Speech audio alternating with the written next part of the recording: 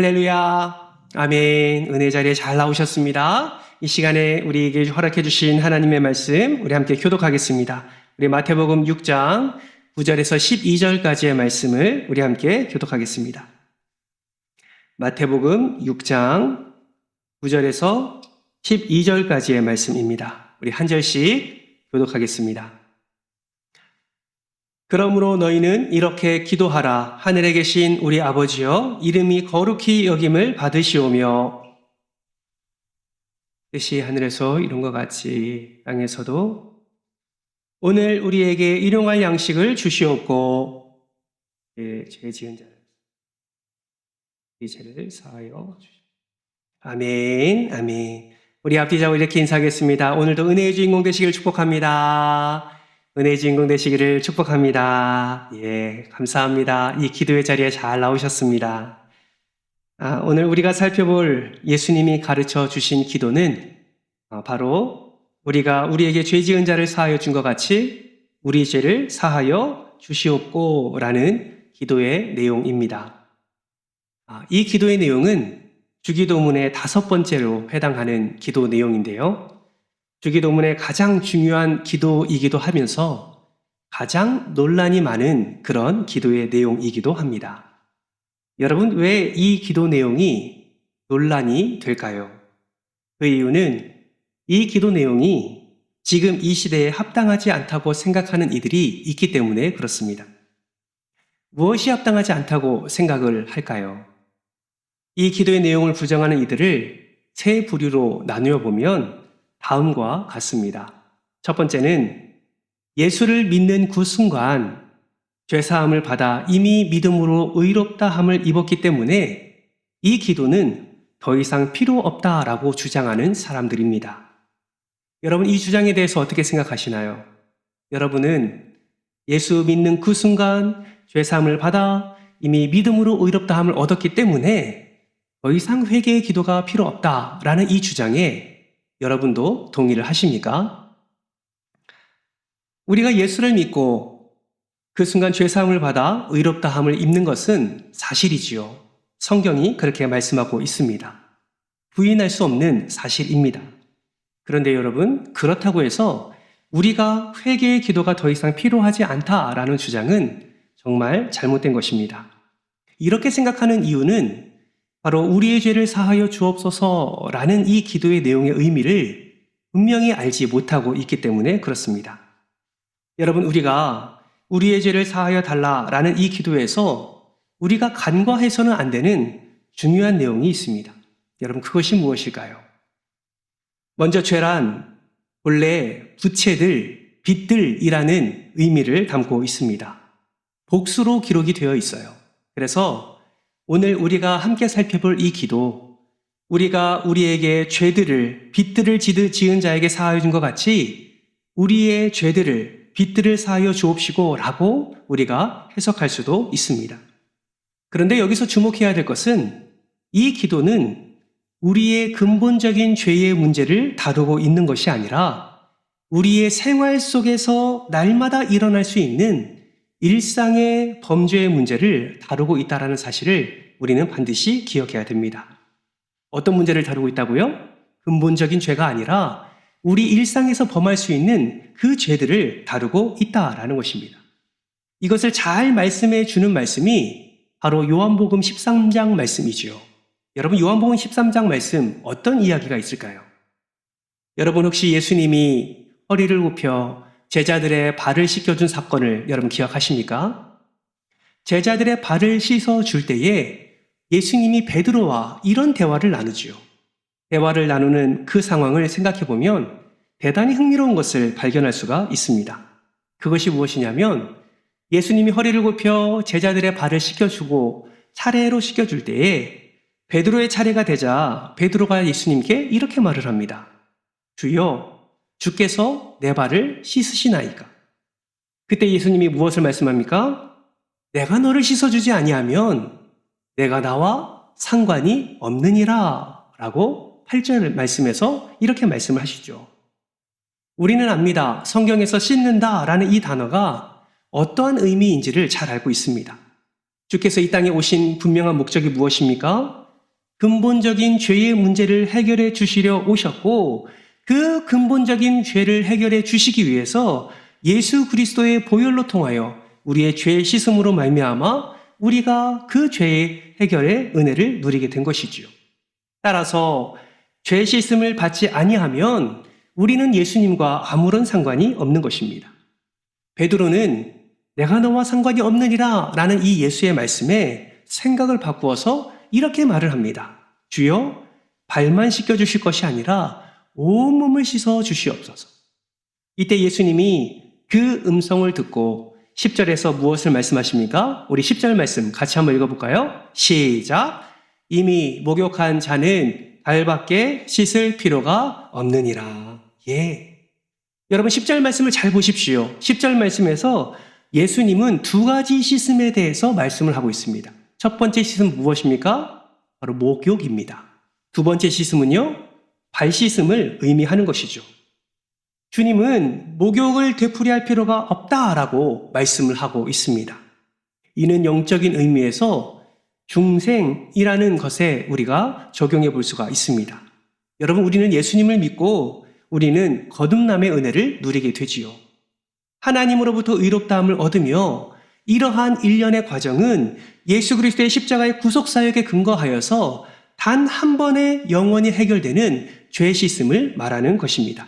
이것이 우리가 용서받은 근본적인 죄의 용서라고 우리는 말할 수 있지요. 그러나 여러분, 죄사함을 받은 우리가 오늘을 살아가면서 죄 가운데 거할 때가 있습니까? 없습니까? 질문입니다. 죄 가운데 거할 때가 있어요? 없어요? 있죠. 오늘도 우리는 죄와 투쟁하며 살아왔습니다. 그렇지 않습니까?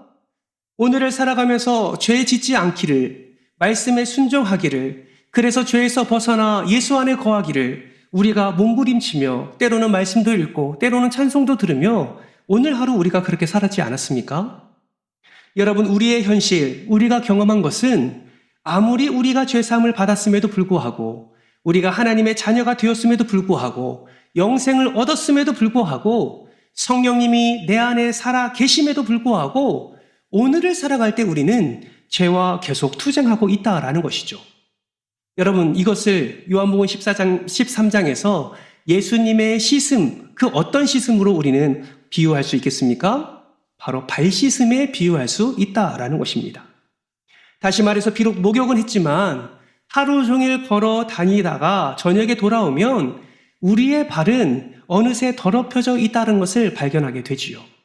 마찬가지입니다. 우리가 중생의 은혜를 입었고 우리가 의롭다함을 입었지만 이 세상을 살아가면서 우리는 죄 가운데 살면서 알게 모르게 짓는 죄로 말미암아 우리가 더러워질 수 있다라는 것입니다. 그럼 여러분에게 질문합니다. 그렇게 의롭지만 우리가 구원의 은혜를 누린 자지만 세상의 죄 가운데 살면서 죄로 말미암아 더럽혀졌다면 우리는 다시 예수께 돌아가 구원의 은혜를 누려야 됩니까? 다시 하나님으로부터 의롭다함을 우리는 입어야 됩니까? 그렇지 않다는 것입니다. 이미 우리는 하나님으로부터 그 중생의 은혜, 의롭다 하심의 은혜, 거듭남의 은혜를 누렸기 때문에 더 이상 구원을 받을 필요가 없습니다. 그것은 이미 근본적인 죄의 해결로 말미암아 우리가 용서함을 받았습니다. 그렇다면 우리가 발 씻어야 되는 것은 무엇을 의미할까요? 그것은 이미 구원받은 자로서 그렇지만 죄 가운데 살아가는 그 삶 속에서 짓는 죄에 대한 하나님 앞에서의 회개를 반드시 해야 함을 의미하고 있는 것입니다. 이것은 사도 요한 1서, 2서, 3서를 기록한 사도 요한의 글에서도 우리는 확인해 볼 필요가 있습니다. 요한 1서, 2서, 3서는 불신자들을 대상으로 쓴 편지가 아니라 이미 예수를 믿고 신자가 된 성도에게 편지를 쓴 것이 바로 요한 1서, 2서, 3서이지요. 이 성경은 성도들의 죄를 범하면 어떻게 되는가의 문제를 다루고 있습니다. 사도 요한이 요한 1서 1장 9절 말씀에서 이렇게 말씀합니다. 우리 같이 한번 읽어볼까요? 시작! 만일 우리가 우리 죄를 자백하면 그는 미쁘시고 의로우사 우리 죄를 사하시며 우리를 모든 불의에서 깨끗하게 하실 것이요. 아멘. 사도 요한은 분명히 말합니다. 만일 우리가 우리의 죄를 자백하며 여기서 우리의 죄를 자백한다라는 것은 목욕에 해당하는 걸까요? 발 씻음에 해당하는 걸까요? 발 씻음에 해당하는 거지요. 우리가 지은 죄를 자백하는 것을 의미하는 겁니다. 그렇기 때문에 발을 씻는다는 것은 우리가 주님 앞에 죄를 자백함으로 우리의 영혼을 계속해서 순결하게 보존해 나가야 할 필요를 우리로 하여금 가르치고 있는 것입니다.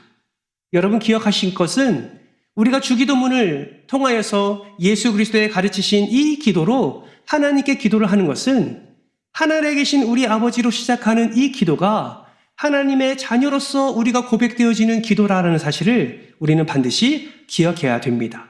따라서 우리의 죄를 사하여 주시옵고 라는 이 기도 내용은 불신자가 범죄하는 그 죄를 용서함 받기 위해서 기도하는 것이 아니라 아버지 앞에 자녀된 자녀로서 범하는 그 범죄에 대해서 그렇게 기도 내용을 담고 하나님께 기도를 올려드리는 것입니다. 그렇기 때문에 자녀된 자로서 그 죄를 하나님께 고할 때에 아버지 되신 하나님께서 자녀의 죄를 용서해 주시고 그 자녀의 죄를 용서해 주심으로 말미암아 그 하나님의 은혜 가운데 참여할 수 있도록 은혜를 베푸시는 것을 우리는 경험하게 되는 것입니다. 그러므로 앞서 우리가 이 문제에 대해서 논란거리가 된 그 의롭다함을 입었기 때문에 더 이상 회개 기도할 필요가 없습니다 라고 주장하는 일부 복음주의자들에 대해서 우리가 분명하게 이 말씀을 근거로 우리가 그 왜곡된 그 부정한 그 모든 것들을 우리는 몰아내야 할 것입니다. 두 번째 부류는 어떤 부류가 있냐면 예수를 믿은 후에 성령 체험을 통해서 거룩하게 성화되고 그리고 내 속의 모든 죄악의 성품이 제거되었으므로 죄를 용서해 달라는 이 기도는 필요가 없다라고 주장하는 사람들입니다. 우리는 이 사람들을 완전주의자라고 말을 하기도 합니다. 여러분 이 주장은 왜 잘못되었을까요? 그 이유가 요한일서 1장 10절 말씀을 통해서 우리는 확인할 수 있습니다. 이 또한 같이 한번 읽겠습니다. 요한일서 1장 10절입니다. 함께 읽습니다. 시작. 만일 우리가 범죄하지 아니하였다 하면 하나님을 거짓말하는 이로 만드는 것이니 또한 그의 말씀이 우리 속에 있지 아니하니라. 아멘. 여기서 만일 우리는 누구를 의미합니까? 성도를 의미합니다. 이 말씀을 통해서 우리가 알 수 있는 것은 성경은 신자들이 범죄할 수 있다라는 사실을 분명하게 가르치고 있다라는 것입니다. 자기의 마음과 자기의 삶 가운데 있는 이 어둠이나 이 죄악들을 보지 않고 그저 단순히 그리스도인들은 영원히 완전하게 되었다라는 이러한 주장은 사실 맞지 않는다라는 것이죠. 사랑하는 성도 여러분, 위대한 성자일수록 또한 자기 죄에 있어서 더욱 민감한 사람일수록 그리스도의 인격을 닮아갈수록 거룩한 성자가 되어갈수록 자기 마음과 생활 속의 죄의 문제를 더욱더 민감하게 성찰한다는 사실을 우리는 반드시 기억해야 됩니다. 따라서 여러분, 이러한 완전주의자들은 어떤 의미에서는 가장 불완전한 사람이라고 말할 수 있습니다. 왜냐하면 그들이 완전하라는 이 이론의 근거는 맞지 않고 그 죄를 인정하지 않기 때문에 오히려 더 불완전한 어둠에 떨어질 수밖에 없다라는 것이죠. 세 번째 부류는 이 기도는 마치 율법 시대에나 적용되는 조건부적인 기도이기 때문에 필요 없다라는 것입니다. 즉 무엇을 행함으로 말미암아 얻을 수 있는 기도다라는 것이죠. 실제적으로 우리 문장을 살펴보면 우리가 우리에게 죄 지은 자를 사하여 준 것 같이 우리의 죄를 사하여 주옵소서라고 말하는 것이 마치 내가 다른 사람의 죄를 사해 주었으니까 그 조건으로 말미암아 나의 죄를 사하여 주옵소서라는 의미로 해석될 수도 있습니다. 그러나 원문을 보면 그러한 의미가 분명히 아니다라는 것이죠. 율법 시대에나 적용되는 이런 조건부적인 회개 기도가 아니라 이 기도는 하나님께서 무조건적인 놀라운 은혜를 부어주시는 기도다라는 사실을 우리는 확인할 수 있습니다. 따라서 이 기도는 세 가지 우리가 이유에서 받아들일 수 없음을 주장할 수 있습니다. 첫 번째 무엇이냐면 이 기도는 앞서 말씀드린 대로 무조건적인 용서를 구하는 기도이기 때문에 그렇습니다. 여러분, 우리가 우리에게 죄 지은 자를 사하여 준 것 같이 우리의 죄를 사하여 주옵소서라는 기도를 잘 음미해 보십시오. 여러분, 이것을 고민하고 생각해 보면 이것은 앞서 말한 조건부의 용서를 구하는 것이 아니라 우리가 우리에게 죄 지은 자를 사한 것처럼 그렇게 우리의 죄도 용서해 주시옵소서라는 기도의 내용을 담고 있습니다. 우리가 우리에게 죄 지은 자를 어떻게 사합니까? 아무 조건 없이 그를 긍휼히 여기고 불쌍히 여기고 사한 것처럼 하나님 아버지께서도 우리를 긍휼히 여겨주셔서 무조건적인 사랑으로 우리를 용서해달라는 내용이 기록되어 있는 것입니다. 가만히 생각해 보면 우리가 먼저 이 용서를 받지 않았습니까?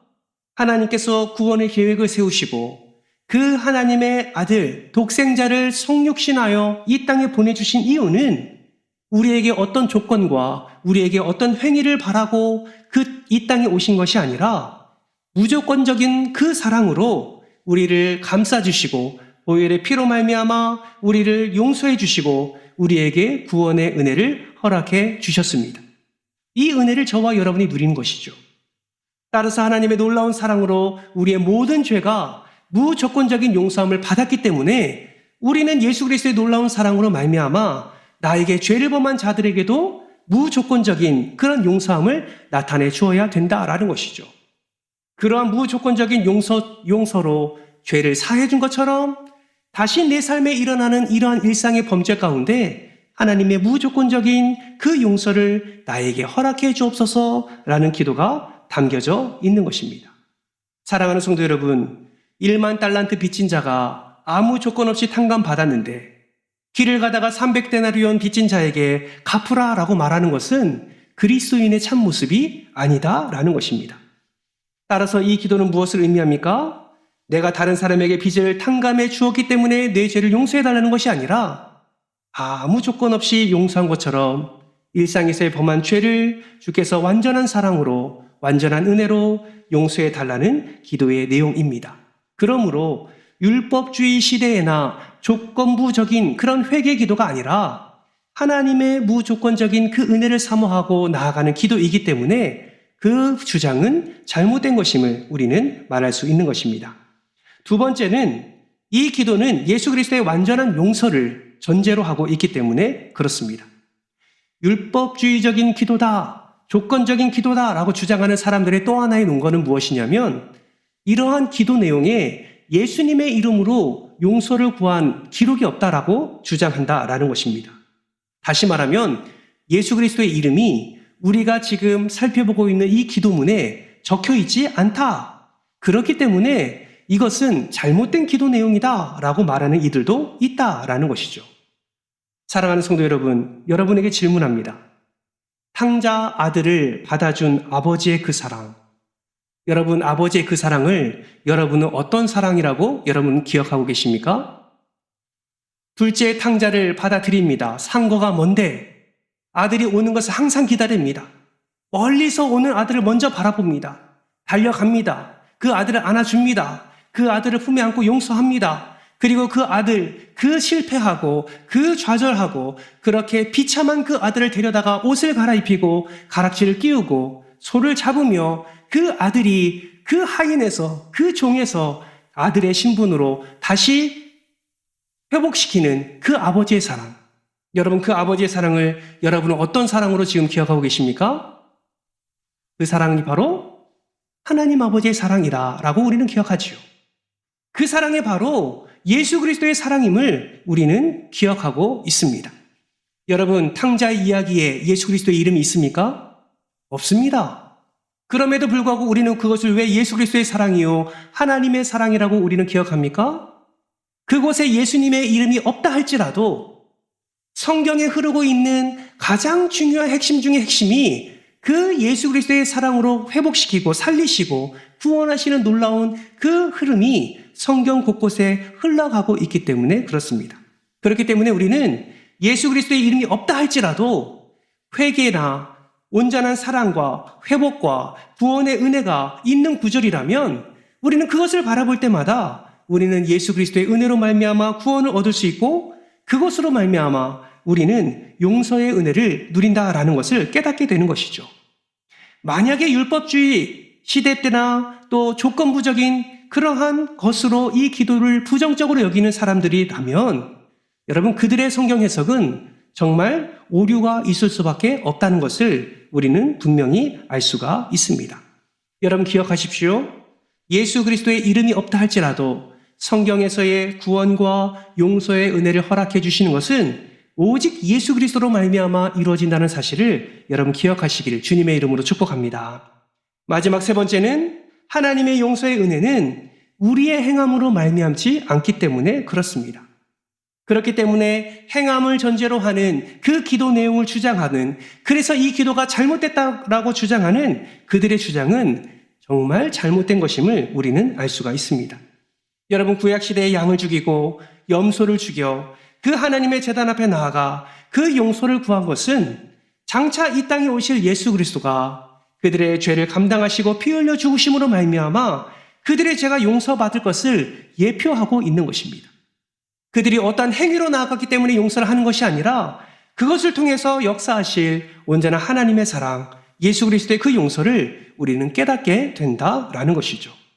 여러분 그러므로 앞서 말한 세 부류가 말하는 이 왜곡된 복음주의자들이나 이 완전주의자들이나 마지막 세 번째 율법 시대나 또는 조건부로 주장하는 이 기도가 잘못됐다라고 주장하는 이들의 주장은 옳지 않은 것을 우리는 확인할 수 있습니다.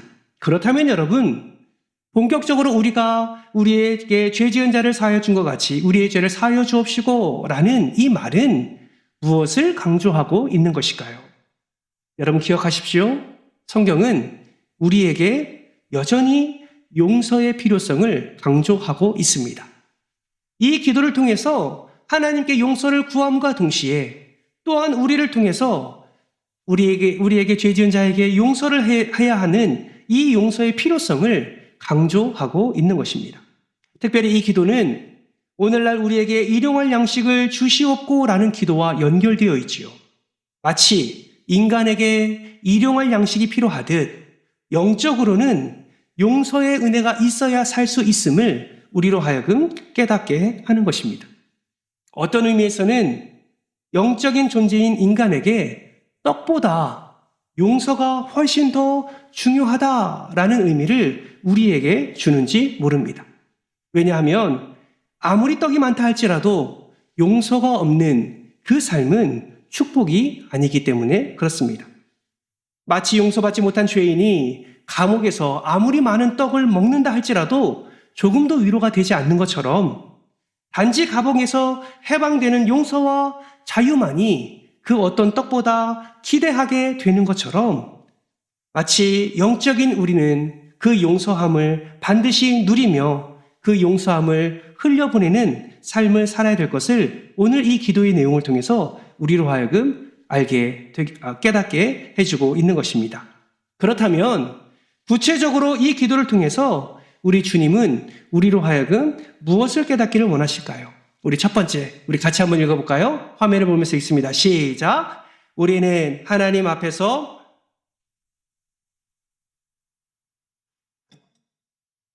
아멘. 여러분 죄인임을 인정하십니까? 네, 우리는 하나님 앞에서 여전히 범죄하는 죄인임을 인정하라는 것입니다. 여러분 죄라는 단어는 앞서서 뭐라고 제가 말씀드렸습니까? 빚이라고 말씀드렸습니다.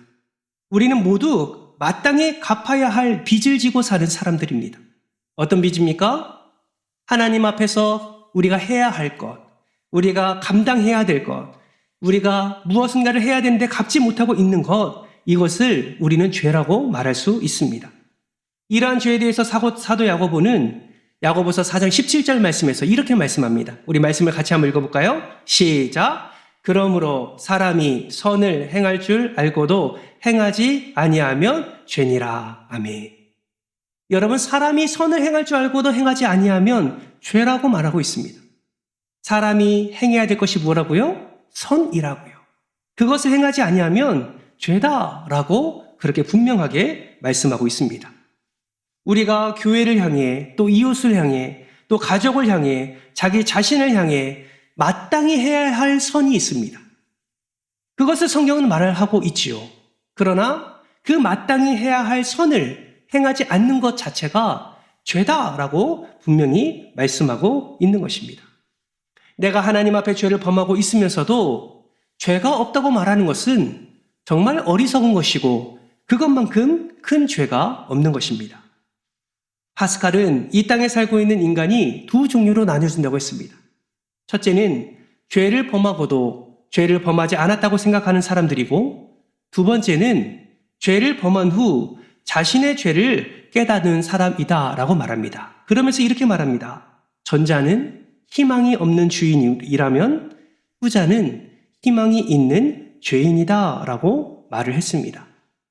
여러분, 우리가 하나님 앞에서 참으로 영적인 성숙과 인격적인 성화, 그리고 하나님의 귀한 사랑을 경험하기 위해서는 내 삶에 들어오는 온갖 부조리함이 무엇인지, 내 삶에 일어나는 수많은 범죄함이 무엇인지를 우리가 솔직하게 깨닫고 하나님 앞에 내어놓아야 하는 것입니다.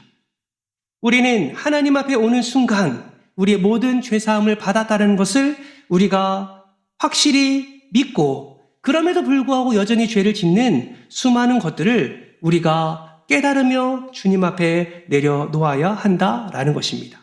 그러므로 여러분, 마틴 루터가 말한 것처럼 그리스도인은 의인이며 동시에 죄인이다 라고 말을 했는데, 여전히 우리는 의인임과 동시에 죄인임을 기억하면서 우리는 하나님 앞에 날마다 발 씻음의 회개함을 나타내야 하는 것입니다. 두 번째로 이 기도를 통해서 우리에게 가르치는 것은 무엇이냐면, 이 기도는 죄의 자백의 필요성을 가르치고 있습니다. 여러분, 종교개혁자 칼빈은 사람들이 자기의 죄를 자백하지 않는 것은 갚아야 할 빚을 갚고 있지 않는 것과 같다라고 말을 합니다. 또한 마틴 루터는 사람이 죄를 자백하지 않는 이유는 스스로에게 혐오하지 못하기 때문이다라고 말을 했습니다. 어떤 사람들이 이렇게 말합니다.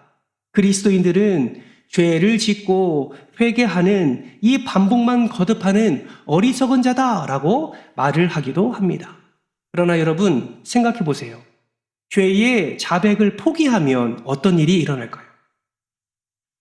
죄를 짓고 죄를 자백하는 것을 반복하는 어리석음이 그리스도인들의 모습이다라고 말하는 주장에 따라서, 그렇다면 죄를 자백하는 것을 포기하면 여러분 어떤 일이 일어날까요?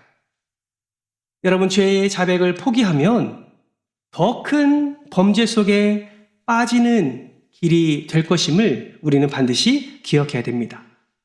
여러분, 발이 어차피 더러워질 거니까 안 씻으면 됩니까? 어차피 내일 또 신발 신고 나가면 발 냄새 나고 어차피 또 더러워질 건데 뭐하러 씻는가? 라고 발을 안 씻으면 발이 어떻게 됩니까? 썩게 되겠죠. 그렇죠? 질병에 걸리게 될 것입니다. 마찬가지예요. 우리가 연약함이 있기 때문에 죄를 범할 수 있습니다. 그럴 때마다 우리는 주님 앞에 나와서 죄의 자백을 통하여서 하나님으로부터 부어지는 그 용서함의 은혜를 누리게 될 때에 더욱더 우리는 우리 안에 살아계신 성령 하나님의 인도하심에 따라 우리의 영혼을 더욱더 깨끗하게, 정결하게 하나님께서 허락해 주시는 용서의 은혜를 누리며 그렇게 주님 앞에 나아갈 수 있게 되는 것입니다. 그런 자에게 하나님은 이렇게 약속합니다. 요한일서 1장 9절 말씀, 우리 다시 한번 읽어볼까요? 요한일서 1장 9절 말씀입니다. 시작! 만일 우리가 우리 죄를 자백하면 그는 미쁘시고 의로우사 우리 죄를 사하시며 우리를 모든 불의에서 깨끗하게 하실 것이요. 하나님은 분명히 말씀합니다. 우리의 죄를 자백하면 우리의 모든 불의에서 우리를 깨끗하게 하실 것이라고 하나님은 약속하고 있습니다. 오늘 이 시간 이 약속의 은혜를 충만히 누리는 여러분 되시기를 주님의 이름으로 축복합니다. 뿐만 아니라 다윗은 시편 32편에서 이렇게 말씀합니다. 우리 1절부터 4절까지 우리 함께 교독해 볼까요? 제가 1절 읽겠습니다. 허물의 사함을 받고 자신의 죄가 가려진 자는 복이 있도다. 안사함이 없고 내가 입을 열지 아니할 때에 종일 신음함으로 내 뼈가 쇠하였도다. 주의 손이 주야로 나를 누르오니 내 진액이 빠져서 여름 가뭄의 마름같이 되었나이다. 아멘. 여러분, 이 말씀은 죄를 자백하지 않을 때 영혼의 피곤과 침체의 상태를 여름 가뭄에 비유하고 고백하고 있는 것을 보게 됩니다. 또한 5절 말씀을 보세요. 이 말씀도 같이 한번 읽어볼까요? 시작! 내가 이르기를 내 허물을 여호와께 자복하리라 하고 주께 내 죄를 아뢰고 내 죄악을 숨기지 아니하였더니 곧 주께서 내 죄악을 사하셨나이다. 아멘. 시편 기자는 이 말씀을 통해서 죄사함의 진정한 기쁨을 고백하고 있는 것입니다. 사랑하는 성도 여러분, 죄의 자백을 통해서 주께서 부어주시는 그 거룩함과 그 정결함의 은혜를 충만히 누리시기를 주님의 이름으로 축복합니다. 마지막 세 번째는 이 기도를 통해서 우리가 깨닫는 것은 우리의 죄를 용서받기에 앞서 타인의 죄를 용서해주는 겸허한 아량이 우리 모든 그리스도인들에게 필요하다는 사실을 가르쳐주고 있습니다. 앞서 말씀드린 것처럼 우리는 무조건적인 용서의 은혜를 받은 자이기 때문에 우리는 우리의 삶 속에서 일어나는 갈등과 또 다툼과 또 여러 가지 상처와 여러 가지 상실과 여러 가지의 의미에서 우리의 마음을 아프게 하는 자들을 우리는 용서하는 삶을 살아야 된다라는 것을 분명하게 말씀하고 있다라는 것입니다. 여러분 혹시 코리 텐 붐 여사를 아십니까? 이 사람은 독일의 라벤스부르크 수용소에서 온갖 학대를 받은, 그러나 그 학대를 받음에도 불구하고 그 수용소에서 나와서 독일인에게 용서의 복음을 증거한 유명한 여사였습니다. 그 고통과 그 아픔이 너무나 극심했고 견디기 어려웠지만 그것을 참아내고 그것을 분을 품는 것이 아니라 오히려 예수의 마음으로 용서를 품고 그것을 선포하며 많은 이들에게 은혜를 끼치는 그러한 사람이었습니다. 한 번은 코리 텐 붐 여사가 그 간증을 하러 어느 집회에 갔습니다. 많은 사람들이 간증이 끝나면 눈물로 또 격려로 위로로 또 코리 텐 붐 여사를 그렇게 위로하고 그렇게 인사를 나누었습니다. 그런데 한 집회에 갔는데 한 사람씩 끝나고 나와서 이 여사의 손을 잡고 인사를 하는데 갑자기 한 남자가 그 여사 앞에 딱 서는 것입니다. 그 여사가 그 남성을 보고 깜짝 놀랍니다. 그가 누구였냐면 그 포로 수용소에서 자신의 옷을 다 벗기고 자신의 몸에 채찍질을 가하고 또 침뱉었던 그 남성이 바로 자신 앞에 서 있는 것입니다. 순간 그녀는 온몸이 얼어붙고 말았습니다. 그녀의 언니는 그 남자의 손에 죽임을 당했고 또 그녀가 받았던 가진 조롱을 생각할 때 도저히 그 남자에게 손을 내밀기가 어려웠습니다. 그때 코리 텐 붐 여사는 말로 다할 수 없는 영혼의 진통 속에서 하나님 앞에 이렇게 기도했다고 합니다. 주님, 나는 저 사람을 사랑할 수 없으나 주님의 사랑으로 말미암아 사랑할 수 있는 것을 믿나이다. 주여 믿나이다. 그러고는 손을 내밀어 그 독일 간수의 손을 잡는 순간 하늘의 사랑이 자기의 영혼 속에 파고드는 것을 느낄 수 있었다고 합니다. 그날 그녀는 새로이 기독교가 무엇인지 참으로 깨달으며 미움을 사랑으로 승화시키는 그 위대한 하나님의 용서와 사랑이 어떤 것인지를 깨닫고 환희의 기쁨을 누렸다라고 고백하였다고 합니다. 사랑하는 성도 여러분, 우리가 우리에게 죄 지은 자를 사하여 준 것 같이 우리 죄를 사하여 주시옵고, 이 기도를 여러분은 얼마나 마음 다해 기도하고 계십니까? 매일 이 기도를 통해 여러분은 예수 그리스도의 용서의 은혜를 경험하고 계십니까?